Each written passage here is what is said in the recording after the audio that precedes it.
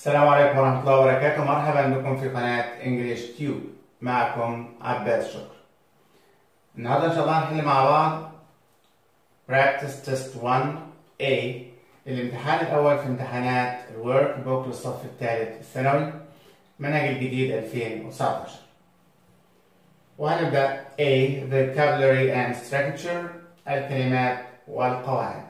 Number 1. Choose the correct answer from A, B, C, or D. Sentence number 1 الجملة الأولى نسمة first met her best friend. نسمة قابلت صديقتها المفضلة لأول مرة when she at primary school. has been, was being, was, is. عشان الجملة الأولى في past first met قابلت لأول مرة فهنستبعد has been وهنستبعد is، يبقى عندنا was being was.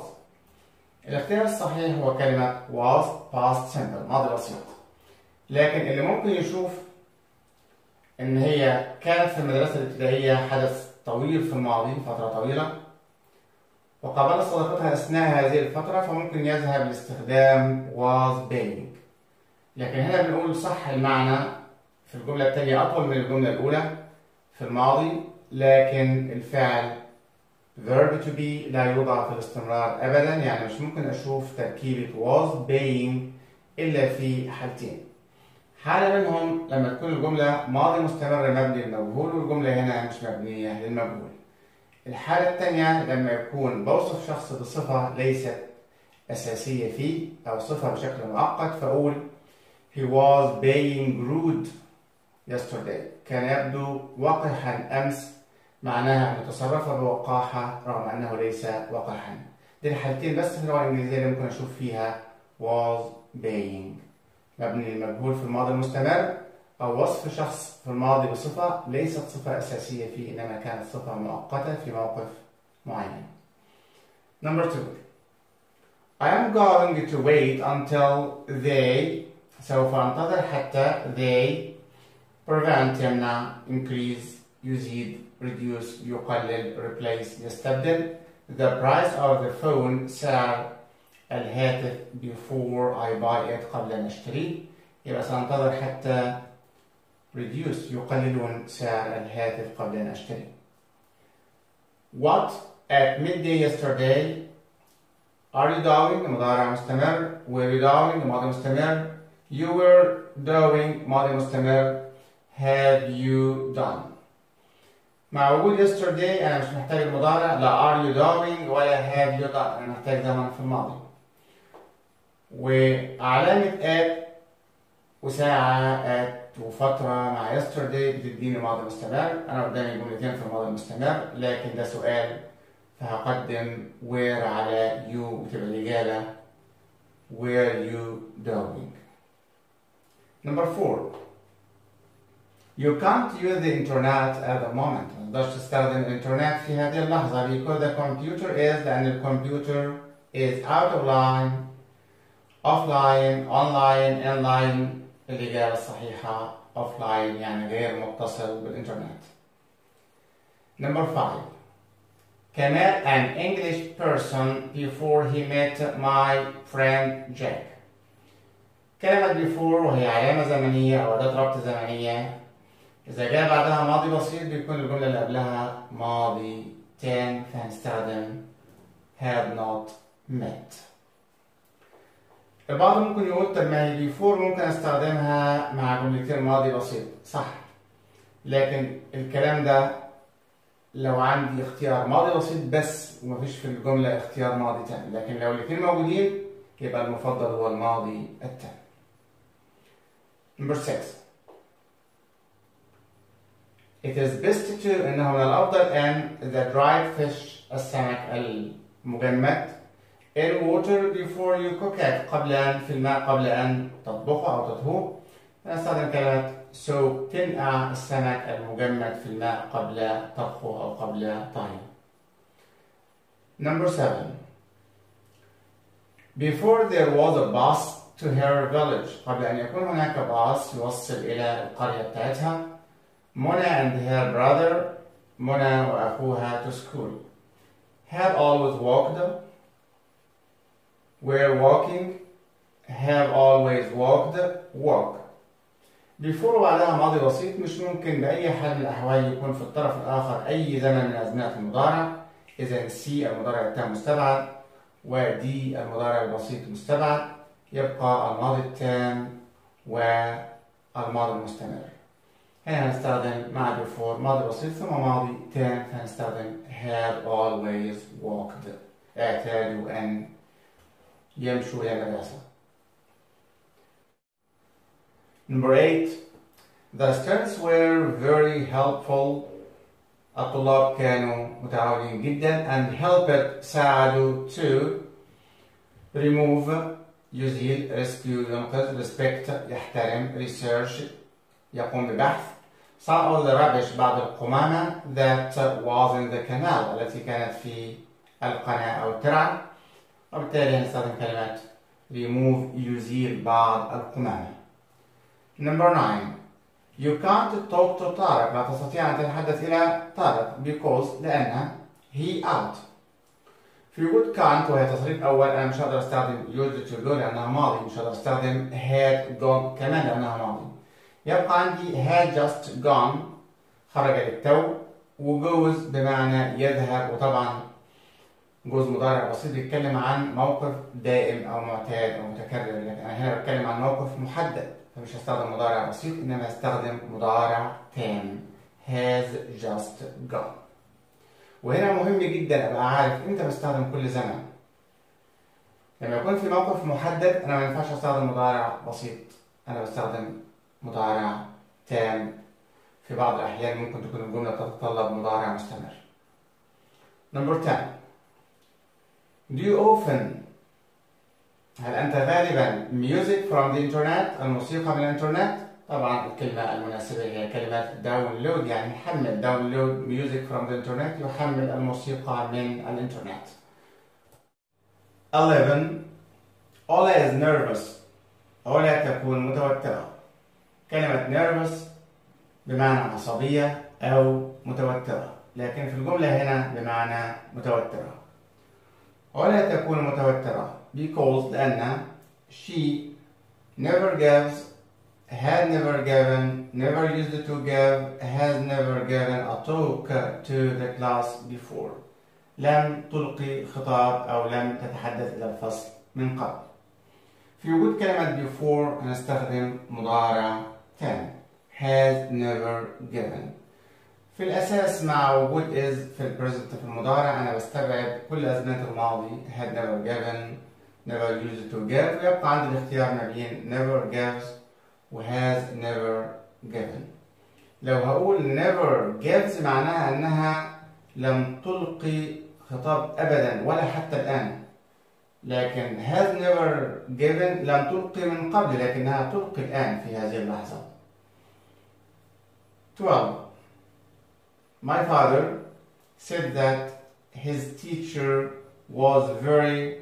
والدي قال إن المدرس بتاعه كان serious, strict, fatherly, kind. serious بمعنى جاد، ليس كوميدي، ليس مرح. strict صارم أو قاسي. fatherly يعني أبوي. kind حنون أو طيب. My father couldn't talk in his lessons. والدي لم يكن يستطيع أن يتحدث في حصصه أو دروسه، وبالتالي أنا هستخدم كلمة strict كان صارم. طيب ليه مش serious؟ لأن serious جاد بمعنى غير كوميدي، غير فكاهي. أما الأمر هنا متعلق بأنه حازم وصارم جدا، بيضع قوانين ويلزم الآخرين بها. ده معنى كلمة strict، عشان كده ما كانوش بيقدروا يتكلموا أبدا في الفصل بتاعه. 13. Don't be late. لا تتأخر. The bus at exactly 10 o'clock. الباص سيغادر الساعة 10 تماما. هنا بتكلم عن أن الباص سيغادر، بتكلم عن المستقبل، لكن أي نوع من المستقبل ده مستقبل مرتبط بجدول زمني، جدول مواعيد، بيكون متعلق بوسائل المواصلات الباصات، القطارات، الطائرات، أو متعلق بمواعيد الأفلام، البرامج، دروس، بداية المدرسة أو نهايتها إلى آخره. فبيكون الفعل غير عاقل وبيكون موضوع عام، وفي الحالة دي أنا بستخدم مضارع بسيط present simple، فهنستخدم كلمة leaves. 14. نبيلة her grandchildren أحفادها she always gives them دايما بتعطيهم lots of food كثير من الطعام and presents والهدايا. وبالتالي هنستخدم كلمة annoys تضايق، hate تكره، spills تسكب، دي طبعا متعلقة بسكب السوائل على الأرض. spoils يعني تدلل، بتدلع، فهنستخدم كلمة spoils هي تدلل أحفادها، فبتعطيهم طعام كثير وهدايا كثيرة spoils. 15. A lot of people كثير من الناس are waiting for the museum to open. كثير من الناس بتنتظر المتحف ليفتح. It's busy there today. سيكون هناك ازدحام اليوم. سيكون هناك ازدحام اليوم هو تنبؤ مرتبط بالمستقبل، أنا بتنبأ أن هيكون في زحام، وهذا التنبؤ عليه دليل، ودليلي أن هناك عدد كبير من الناس بتنتظر أن يفتح المتحف، فهو تنبؤ عليه دليل هنستخدم فيه is going to be. 16. The teacher is going to المدرس سوف our homework tomorrow واجبنا غدا. write يكتب، do يؤدي، mark يصحح، manufacture يعني يصنع. إذا هنختار mark المدرس سوف يصحح واجبنا غدا. 17. It's very hot in the house. إن الطقس حار جدا في المنزل. I on the air conditioner. I'm turning, turn, will turn, I'm going to turn. كلها أزمنة تعبر عن المستقبل. سوف أشغل التكييف، وفي الحالة دي هنستخدم will turn. السبب إن ده قرار سريع، أنا قررت أفتح التكييف لما حسيت إن الجو حار في المنزل. من استخدامات will القرار السريع المرتبط بأنه يكون رد فعل على شيء حصل حالا أو معلومة عرفتها حالا فقررت حالا أن أقوم بفعل معين، فده قرار سريع will والمصدر. 18. حازم doesn't like cold water.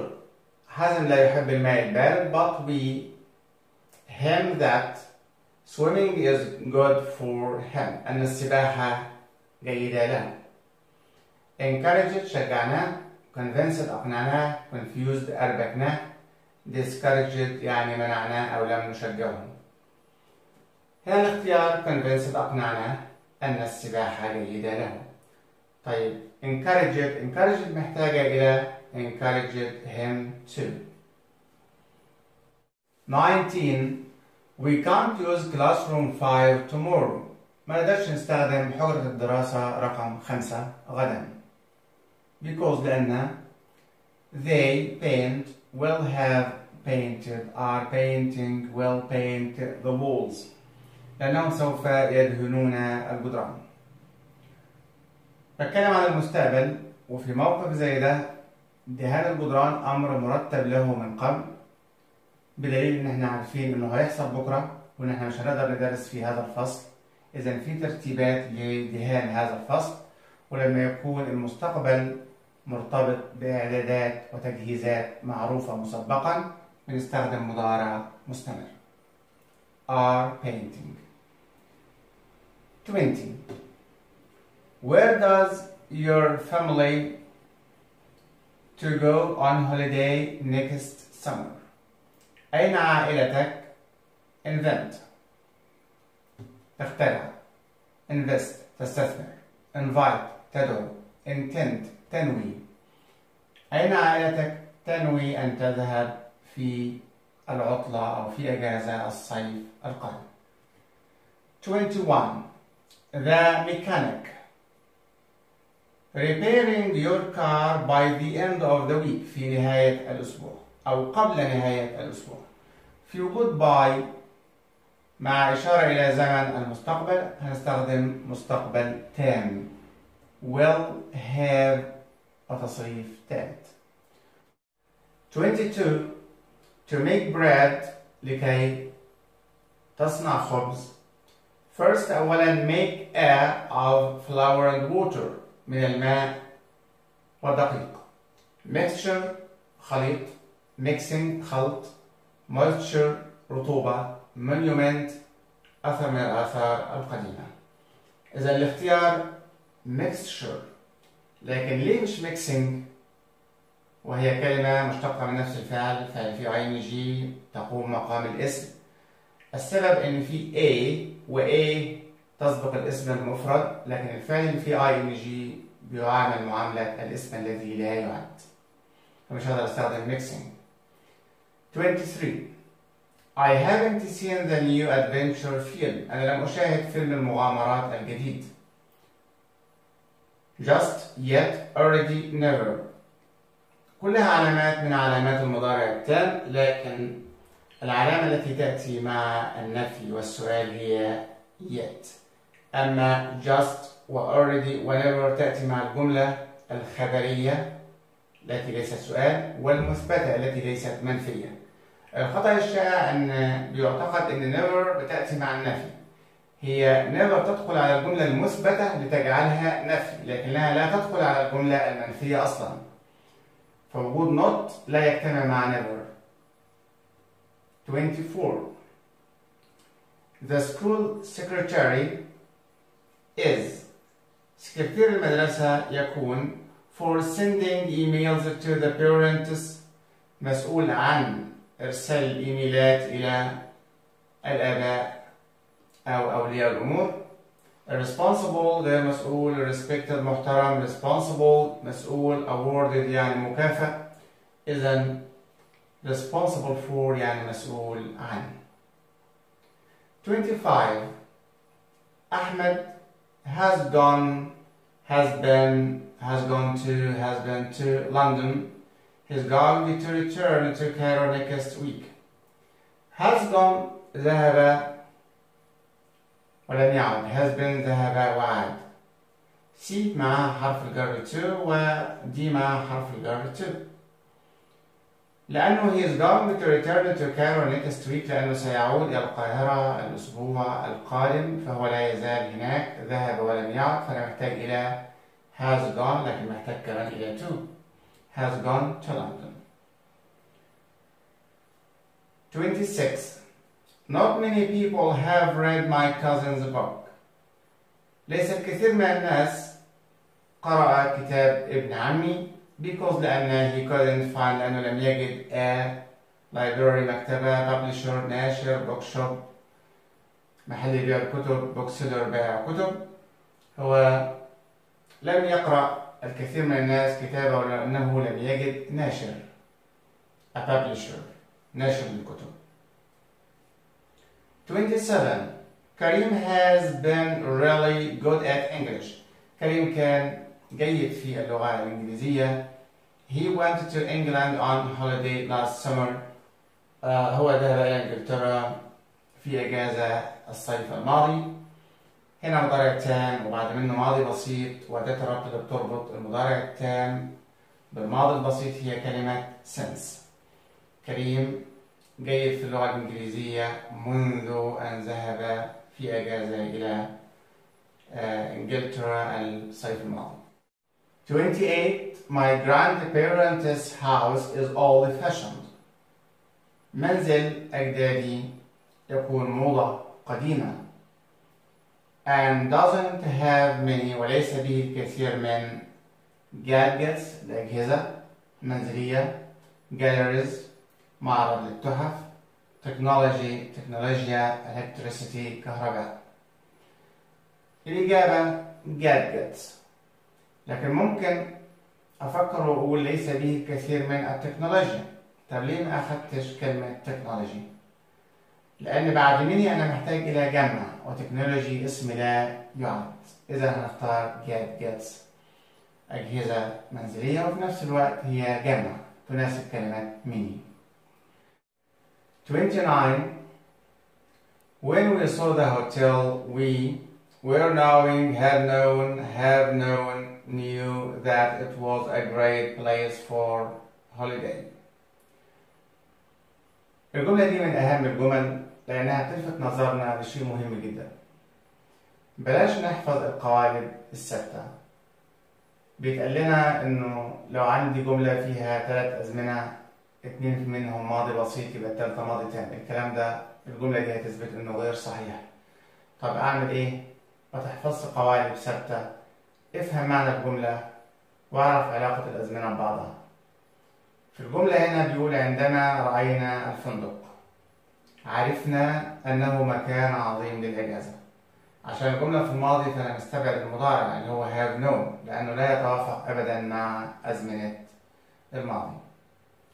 إذا سي مستبعدة. we're knowing تركيبة غير صحيحة أبدا، مش ممكن أشوفها في جملة وتكون صحيحة لأن الفعل know يعرف هو من أفعال الحالة لا توضع في أي زمن من الأزمنة المستمرة. مش ممكن ألاقيه مضارع مستمر am with are known، مش ممكن ألاقيه ماضي مستمر was were known، مش ممكن ألاقيه مضارع تام مستمر have أو has been known ولا had been known ولا مستقبل مستمر will be known. إذا أفعال الحالة وهي أفعال المعرفة والتذكر والإدراك والفهم والحواس والمشاعر كل دي لا توضع في الاستمرار. فتركيبة were knowing مستبعدة. يبقى عندي اختيارين had known اللي كتير قوي هيروح عليها ويختارها و knew اللي هي ماضي بسيط. معنى الجملة لو استخدمت had known هيكون عندما رأينا الفندق كنا قد عرفنا من قبل أنه مكان عظيم للإجازة. طب إزاي أنا هعرف قبل ما أشوفه؟ لكن المعنى الصح عندما رأينا الفندق عرفنا لما شفناه عرفنا إنه مكان كويس، مكان مناسب للإجازة. إذا أنا محتاج هنا إلى ماضي بسيط وأصبح الجمل الثلاث أفعال saw knew و was كلها ماضي بسيط. 30 This film is very هذا الفيلم يكون sensible حساس funny comedy serious جاد fun مرح. I prefer to watch something that will make us laugh. أنا أفضل أن نشاهد فيلم يجعلنا نضحك.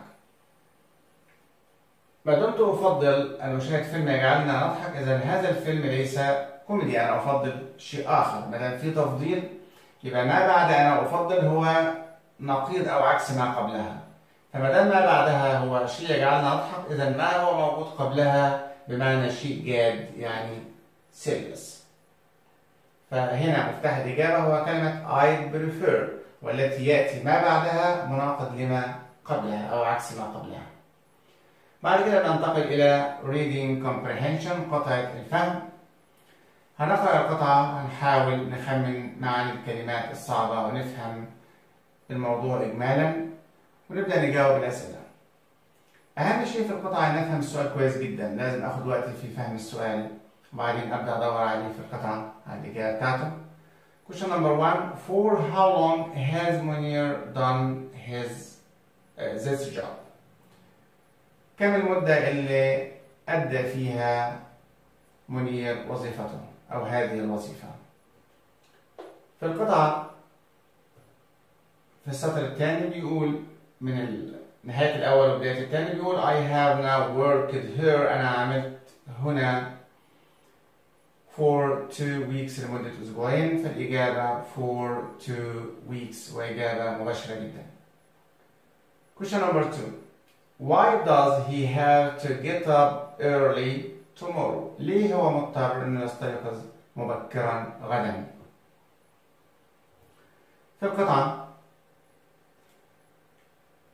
I am going to a meeting in دمياط.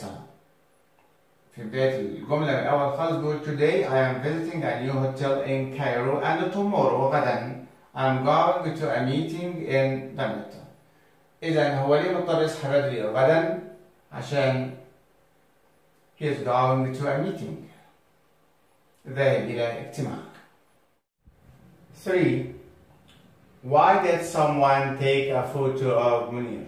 لماذا التقط شخص صورة لمنير؟ إذا لازم أروح للقطعة وأشوف فين ذكرت الصورة وإيه اللي اتقال عنها. بيقول في القطعة I have met some famous people too. أنا قابلت أشخاص مشهورين أيضا. There is a photo of me. هناك صورة لي interviewing وأنا بعقد مقابلة مع a politician شخص سياسي and the attachment of this email مرفقة بهذا الإيميل اللي أنا بعته لك. إذا دي الصورة صورة مع مسؤول سياسي أرسلها إلى صديقه بالإيميل. السبب إيه في التقاط الصورة؟ He is famous لأن منير مشهور. منير ليس مشهور لأنه بيعمل في هذه المهنة منذ أسبوعين فقط، ولو كان شخص التقط له الصورة عشان هو مشهور كان هياخد الصورة مش هيعطيها لمنير. إذا he is famous غير صحيحة. He was meeting a famous person. هو التقط الصورة أو طلب من شخص يلتقط له الصورة عشان هو كان بيعقد مقابلة مع شخص مشهور وطلب من المصور إنه يصوره مع هذا الشخص. C. He wanted a photo to send it to his friend. كان عايز صورة عشان يبعتها لصديقه. أكيد مش هلتقط صورة مع شخص مسؤول سياسي عشان بس يبعتها لصديقه. أكيد مش ده السبب الأساسي. Because his article is online. لأن مقالته على الإنترنت. ما قالش في القطعة إن مقالته على الإنترنت، والمقالة وجودها على الإنترنت مش بالضرورة إن يكون معاها صورة لمن يعقد المقابلة مع الشخص اللي بتعقد معاه المقابلة. إذا الإجابة اللي ذكرت في القطعة السبب وراء التقاط هذه الصورة إنه كان بيتقابل مع شخص مشهور وأراد أن يحتفظ بصورة له مع هذا الشخص. نفس الصورة اللي أرسلها إلى صديقه عشان يعرفه إنه بيتقابل مع أشخاص مشهورين من خلال عمل. Number 4. What is the main idea of the email? إيه الفكرة الرئيسية في الإيميل؟ Munir's new job is boring. الوظيفة مملة. هو ما قالش إن الوظيفة مملة. Munir doesn't like his new job. هو لا يحب وظيفته. Munir's new job is busy but exciting. وظيفته الجديدة مزدحمة شغلاه لكنها مثيرة. منير wants his job to pay him more money. منير يريد أن يحصل على أجر أفضل من خلال هذه الوظيفة. الإجابة هنا The job is very tiring. الوظيفة متعبة. But I don't have a routine yet. But I am enjoying it. ولكني أستمتع بها. إذن هو يستمتع بها رغم أنها متعبة، رغم أنها بها عمل كثير. إذا الإجابة C. Munir's new job is busy but exciting. Number 5. What does the underlined word one refer to? كلمة one اللي تحتها خط في نهاية القطعة إلى من تعود؟ هنقرأ القطعة الجزء اللي قبل كلمة one. There are some famous tennis players. يوجد لاعبي تنس مشهورين. Going there. يذهبون إلى هناك. And I am sure I will interview one. ومتأكد إن هعقد مقابلة مع واحد منهم. واحد من مين؟ من a famous tennis player. أحد لاعبي التنس المشهورين. What does the word antiquities mean? هذه الكلمة معناها إيه؟ في القطعة بيقول إن هذا الشخص السياسي he works for the Ministry of Antiquities. بيعمل في وزارة الآثار. So he knows all about ancient Egypt. بيعرف كل حاجة عن مصر القديمة. إذن very old things. Antiquities هي الأشياء القديمة جدا الآثار. Question number 7. Find a suitable subject for this email. أوجد عنوان مناسب لهذا الإيميل. لما بيطلب مني عنوان للقطعة، عنوان الإيميل، الفكرة الرئيسية، لازم أكون متأكد إن الإجابة هتكون في الجملة الأولى أو على الأكثر في الجملة الثانية. لكن لا تتعدى الجملة الأولى والثانية، وبيحصل إنها بتيجي في الثانية لو الجملة الأولى مجرد جملة تمهيدية. إذا الإجابة هنا my new job. العنوان المناسب للإيميل هو وظيفتي الجديدة، وزي ما قلنا دايما العنوان أو الفكرة الرئيسية بتكون موجودة في الجملة الأولى أو الثانية. My new job. 8. How does Munir usually communicate with people in the countries? كيف يتواصل منير مع الناس في الدول؟ ولما أقول في الدول يعني معناها الدول الأخرى. I often talk to people in other countries.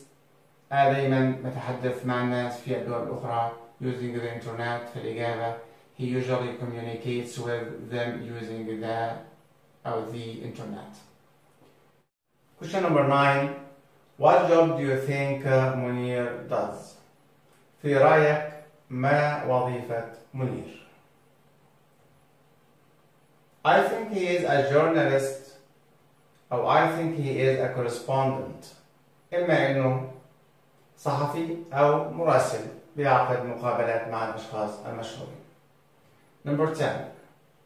Why didn't Munir email his friend before he got the job? لماذا لم يرسل منير إيميل إلى صديقه قبل أن يتولى أو يحصل على الوظيفة؟ إجابة موجودة في السطر الأول. قال I didn't have time. لم يكن لدي وقت. Because he didn't have time. لأنه لم يكن لديه وقت. The novel. Choose the correct answer. What special event من الحدث الخاص is going to take place اللي هيحدث in روريتانيا في روريتانيا.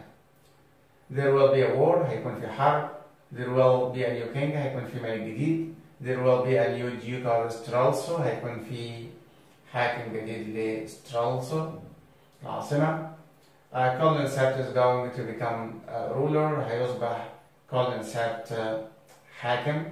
الإجابة there will be a new king. هيكون في ملك جديد. ده الحدث المهم الخاص اللي هيحدث في روريتانيا. Number 2. Who is the Duke of Stralsund? من هو دوك الحاكم لسترالسون؟ He is the true king of روتانيا. إنه الملك الحقيقي لروتانيا. He is the king's father. هو والد الملك. He is the king's half brother. هو أخو الملك غير الشقيق. He is Rodolf Rasendel's brother. هو أخو رادولف راسندل. He is the king's half brother. هو الأخ غير الشقيق للملك. 3. Why does Fritz von Turnheim say that? لماذا قال فريدز أن he understands Rodolf Rassendel well. أنه يفهم رادولف راسندل جيدا. A. They are both officers for a king or queen. لأن كلاهما كان ضابطا عند ملك أو ملكة. ففي شيء مشترك ما بينهم عشان كده قادرين يفهموا بعض. B. They both want to be king. كلاهما يريد أن يكون ملكا. C. They both look like the king. لأن كلاهما كان يشبه الملك. D. They both want to meet the duke. كلاهما كان يريد أن يقابل الأمير. الإجابة They are both officers for a king or a queen. لأن كلاهما كان ضابطا عند ملك أو ملكة. فكان فريدز ضابط عند الملك وكان راسندل ضابط عند ملكة إنجلترا. 4. As well as how he looks. In what way is Rodolf Rassendel like the king? بالإضافة إلى الشبه في الشكل، بأي طريقة كان راسندل يشبه الملك إضافة إلى الشكل؟ They are not kind men. لم يكونوا طيبين. B. They both have an easy life. كلاهما كان يحيا حياة سهلة. C. They both like fighting. كلاهما كان يحب القتال. D. They are both English. كلاهما كان إنجليزي الجنسية أو بريطاني. إجابة They both have an easy life. كلاهما كان يحيا حياة سهلة لا يتحمل مسؤولية. B. Answer two of the following questions. أجب سؤالين من الأسئلة التالية. Number 1. What kind of a person do you think that Rudolf Rassendyll is? من وجهة نظر من أي أنواع الأشخاص أو الناس كان رودولف راسندل؟ He is a reliable person. كان شخص يعتمد عليه. Who is trusted in difficult situations. ويعتمد عليه ويوثق فيه في المواقف الصعبة.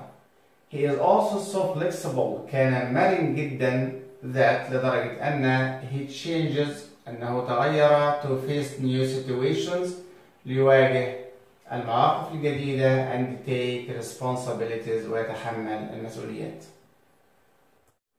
Number 2. Rasendel's position in society gave him opportunities. مكانة راسندل في المجتمع أعطته أو منحته فرص. Do you agree? Why? هل تتفق ولماذا؟ Yes, I agree with that. نعم أتفق مع ذلك. Because for example, لأنه على سبيل المثال Sir Jacob who would be an ambassador. Sir Jacob الذي كان مرشحا ليكون سفير wanted Rassendyll to work with him. أراد راسندل أن يعمل معه. طبعا دي فرصة مش هتأتي لأي حد إلا إذا كان ذو مكانة في المجتمع. Question number 3. Do you think there might be a problem with the fact that هل تعتقد أنه كان من الممكن حدوث مشكلة مع حقيقة أن Rudolf looks very much like the king مع حقيقة أن رودولف كان يشبه الملك كثيرا جدا؟ Yes, I think so. نعم أعتقد ذلك. As people who would attend the coronation لأن الناس اللي كانت تحضر التتويج would be confused هيكونوا مرتبكين أو مشوشين and wouldn't know who is the king وما كانوش هيعرفوا هو مين الملك. C. Writing كتابة. Question number 4. Finish the following dialogue. أكمل المحادثة التالية. وسؤال المحادثة سؤال جديد في الثانوية العامة وبالتالي أنا محتاج أعرف إزاي أتعامل معاه. بقرأ الجملة والجملتين اللي قبل المحادثة عشان أعرف إيه هو الموقف ومين اللي بيتكلموا. الجملة بتقول أمير is discussing his homework with ناصر. أمير بيناقش الواجب بتاعه مع ناصر. أمير I need to research information about Rudyard Kipling for an essay. أريد أن أبحث عن معلومات عن روديارد كيبلينج شاعر يسمى روديارد كيبلينج عشان أكتب مقالة. But I don't know which website to use. لكني لا أعرف أي موقع يمكن أن أستخدمه. ما دام أمير بيقول أنا لا أعرف عاوز يعمل شيء ومش عارف وناصر هيرد عليه فناصر إما هينصحه أو هيقترح عليه. لما يكون على شكل سؤال فهو اقتراح بعمل شيء. هعرف منين إيه هو الاقتراح؟ أمير بيقول I tried typing his name. حاولت أكتب اسمه into a search engine but I got hundreds of results. لكني حصلت على مئات النتائج. إذا كان الاقتراح Why don't you try typing؟ لماذا لا تحاول كتابة his name اسمه into a search engine؟ إذا عشان هو بيقول أنا مش عارف أستخدم إيه فاقترح عليه إنك اكتب اسمه في محرك البحث على الإنترنت. رد أمير قال I tried. أنا حاولت typing his name into a research engine. حاولت أكتب اسمه في محرك بحث لكني حصلت على مئات النتائج. One website أحد مواقع الإنترنت said that قال إن he wrote only one poem. قال إنه كتب قصيدة واحدة فقط. كان رد ناصر he wrote lots of poems. هو كتب قصائد كثيرة. وبالتالي ناصر بيقول إنه يعرف عن هذا الشاعر ومن الحاجات اللي هو يعرفها إنه كتب قصائد كثيرة. طيب إيه اللي قبل الكلام ده؟ اللي قبل الكلام ده هيقول إن أنا أعرف هذا الشاعر. I know that Rudyard Kipling is a famous poet. أعرف أن روديارد كيبلينغ هو شاعر مشهور وهو كتب قصائد كثيرة. Where did you find that information? فين لقيت المعلومة اللي بتقول إنه كتب قصيدة واحدة؟ أمير قال it's a website called All. إنه موقع يسمى All يعني كل. About poems بيتكلم عن القصائد. هذا الموقع بيتكلم عن القصائد. Do you think that the information is wrong? هل تعتقد أن هذه المعلومة خطأ؟ قال yes نعم وأنهى الجملة يعني هو توقف خلاص قال yes لأنه ما قالش yes وأخذ كما عشان أقول yes وأجاوب I don't think so. طيب ما دام حط فول ستوب يعني هيقول شيء تاني خلاص مش هيجاوب على سؤال yes no اللي هو do you think. طب هيقول ايه؟ هيقول I don't agree with the information that he wrote only one poem. أنا لا أتفق مع معلومة أنه كتب قصيدة واحدة. I think that's incorrect. أعتقد أنها غير صحيحة. What is the title of the essay? ما هو عنوان المقالة؟ أود نعرف أمير قال إيه عن عنوان المقالة؟ ده واضح من إجابة ناصر لما قال أوكي أو رده أوكي. طيب ذا إيسي تايتل اكتب عنوان المقالة اللي هو روديارد كيبلينغ's most popular poems اللي هو أشهر قصائد روديارد كيبلينغ. إذا العنوان هو روديارد كيبلينغ's most popular poems أكثر القصائد شعبية عند روديارد كيبلينغ. فلما أمير قال له عنوان المقالة قال له أوكي اكتب عنوان المقالة في محرك البحث. You will get fewer results now. هتحصل على نتائج أقل الآن. أمير بعد ما عمل ده قال yes look انظر Kipling's 10 most popular poems. أكثر 10 قصائد محبوبة أو مشهورة أو معروفة عند كيبلينغ. ناصر سأل سؤال قال له yes I think it is very useful. طبعا ده سؤال yes no وفي كما يعني الجملة اللي بعد yes هي تكملة لجملة yes. لكن في فوق نمبر 3 كان بعد yes full stop يبقى اللي جاي مش تكملة لكلمة yes. مش نفس الجملة يعني جملة منفصلة. ما دام ده سؤال yes no سؤال يبدأ بهل هقول do you think this information هل تعتقد أن هذه المعلومة or this result هذه النتيجة is useful مفيدة؟ قال له yes نعم I think it is very useful أعتقد أنها مفيدة جدا. ناصر قال it's important to write down your sources of information. مهم جدا إنك تسجل مصدر معلوماتك. وهو بيقول كده كمان سأل سؤال فرد عليه أمير قال له that's a good idea. إذا هو برضه مش سؤال حقيقي إنما هو اقتراح عشان الرد عليه كان that's a good idea. إيه هو الاقتراح؟ هيبان من رد أمير قال له I write it at the bottom of my work. أنا هكتبه في نهاية عملي.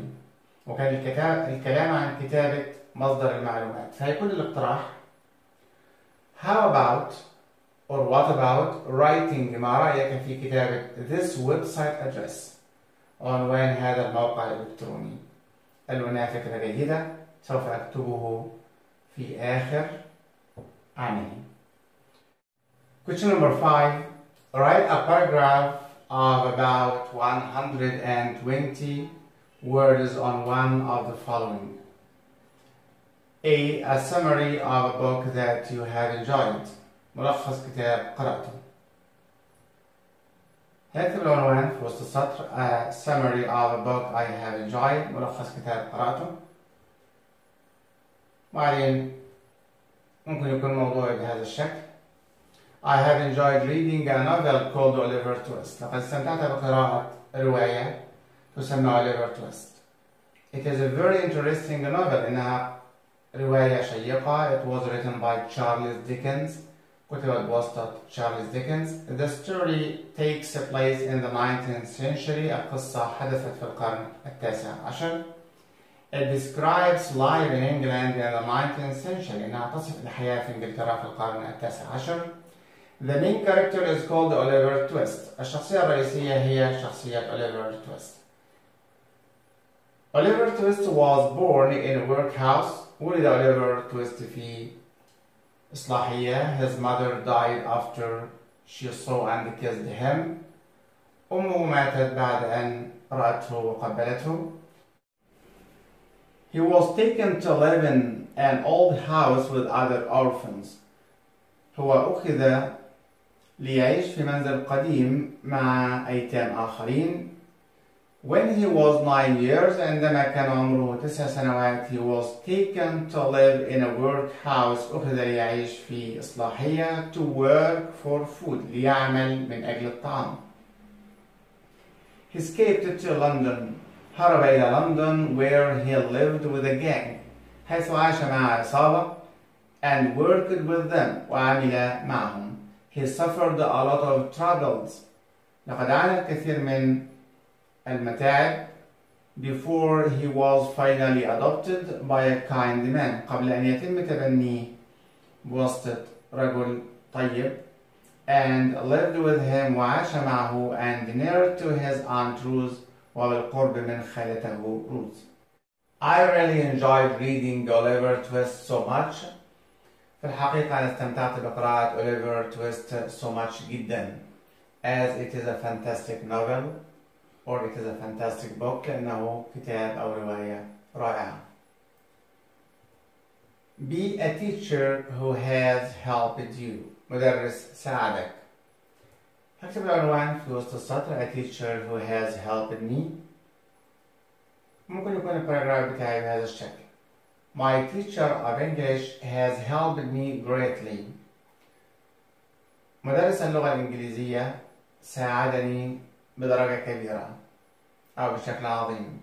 That's why I respect and like him so much. لذلك أنا أحترمه وأحبه كثيرا. I always had a problem in listening and speaking English. كان دائما لدي مشكلة في السماع وتحدث الإنجليزية.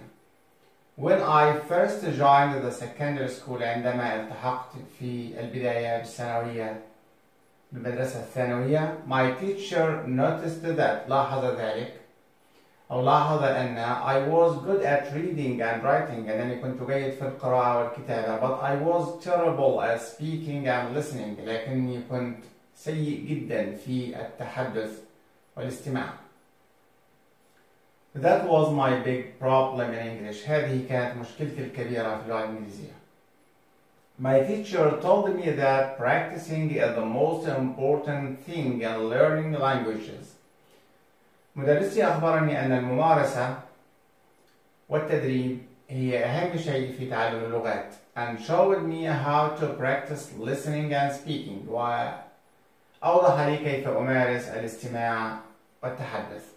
He encouraged me to be better. شجعني أن أكون أفضل. Since then, منذ ذلك الحين, I have improved greatly in English. تحسنت كثيرا أو بدرجة عظيمة في اللغة الإنجليزية. Now I speak English fluently and I am excellent at listening. الآن أنا أتحدث الإنجليزية بطلاقة وأنا ممتاز في الاستماع. Finally, الجملة الختامية, I respect and like my teacher of English so much. أنا أحترم وأحب مدرس اللغة الإنجليزية جدا because he has helped me greatly. لأنه ساعدني بدرجة كبيرة وبدرجة عظيمة. Question number 6. Translate into Arabic. We all appreciate the profession of teaching. كلنا نقدر أو نثمن مهنة التدريس because a good teacher builds a good citizen. لأن المدرس الجيد يبني مواطنا صالحا. وهنا مهم جدا ان اخد بالي من استخدام كلمات good مع teacher بمعنى مدرس جيد، لكن good مع citizen بمعنى مواطن صالح، وهي كلمة good جات مرة جيد ومرة بمعنى صالح. Number 2. We should honor great writers and thinkers. يجب أن نكرم المفكرين والكتاب العظام, especially خاصة those who have published distinguished workers. هؤلاء الذين نشروا أعمالا مميزة. ينبغي علينا أن نكرم الكتاب والمفكرين العظماء أو العظام، خاصة هؤلاء الذين نشروا أعمالا مميزة. B. Translate one sentence only into English. Number 1. لقد كتب الروائي عبد التواب يوسف العديد من قصص الأطفال المثيرة. The novelist الروائي عبد التواب يوسف wrote a lot of exciting novels for children. كتب الكثير من الروايات الشيقة للأطفال. Number 2. بمجرد أن رأيت الحادث اتصلت بالشرطة وحضروا على الفور. As soon as I saw the accident, I called the police and they arrived immediately. وهنا مهم أكون عارف إن as soon as ممكن يأتي بعدها ماضي تام أو ماضي بسيط، لكن لأنه مفيش مجال إن يكون في فاصل زمني ما بين الفعل الأول والفعل الثاني، لأنه في حادث فأنا لازم أتصل فورا والبوليس يأتي فورا، فمفيش فواصل زمنية، فنستخدم الماضي البسيط بعد as soon as، تبقى as soon as I saw وليست as soon as I had seen. دي كانت إجابة Practice Test 1A لمنهج الثانوية العامة الجديد 2019. متنساش تعمل مشاركة للفيديو عشان يشوفوا أكبر عدد ممكن من الناس ويستفيدوا منه. دوس لايك، اعمل سبسكرايب. Goodbye and good luck.